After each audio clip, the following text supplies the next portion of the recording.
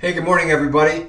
We're continuing in the Gospel of St. Matthew. We're in chapter 9, and in verses 9 through 13, Matthew tells us a little bit of his own personal story.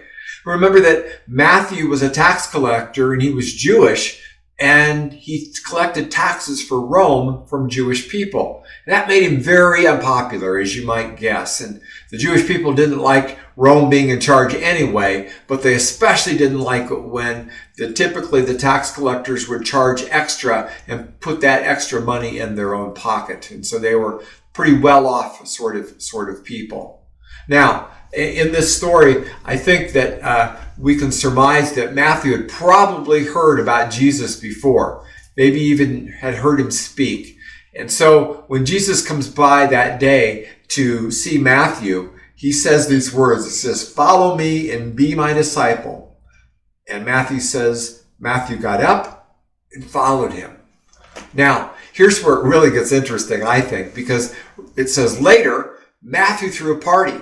And either Matthew was a great party thrower, or he invited a lot of people or something, because Jesus and the disciples came, and his tax collector friends came, and I think Matthew was thinking, wow, I haven't seen these people for a long time. I still want to be friends with them, even though we're not in the same business anymore.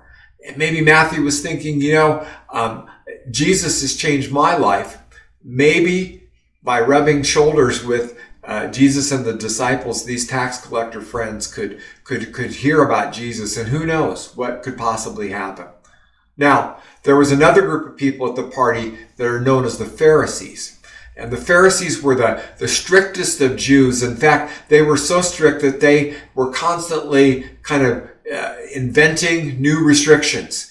For instance, they thought it was very unclean for people to be associating with tax collectors and other disreputable people, as they're called in the text.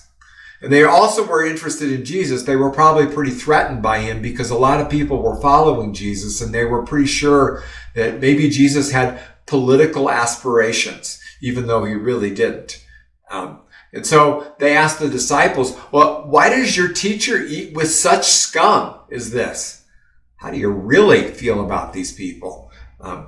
Well, Jesus overheard this conversation, and in verses 12 to 13, here's what he says. He says, "Healthy people don't need a doctor.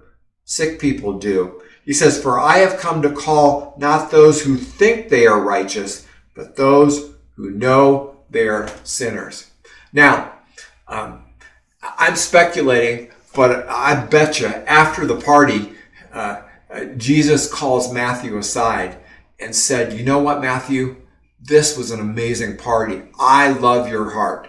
You have friends from work. You have friends from your neighborhood, friends from all over. And you invited them to come to this party, and I want you to keep on doing that. Keep on loving on them.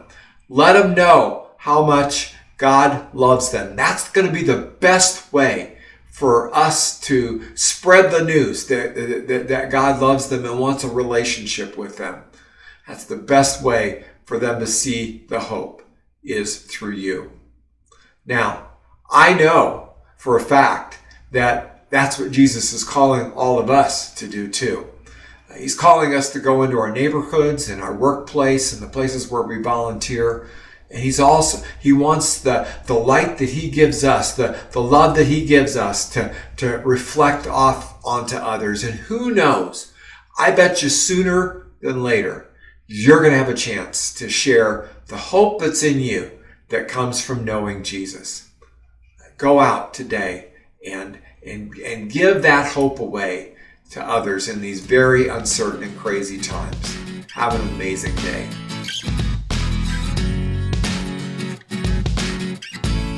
If these devotional videos are helpful to you, subscribe to our channel and click the notification button so you know when we post a new video. And of course, please share them with others.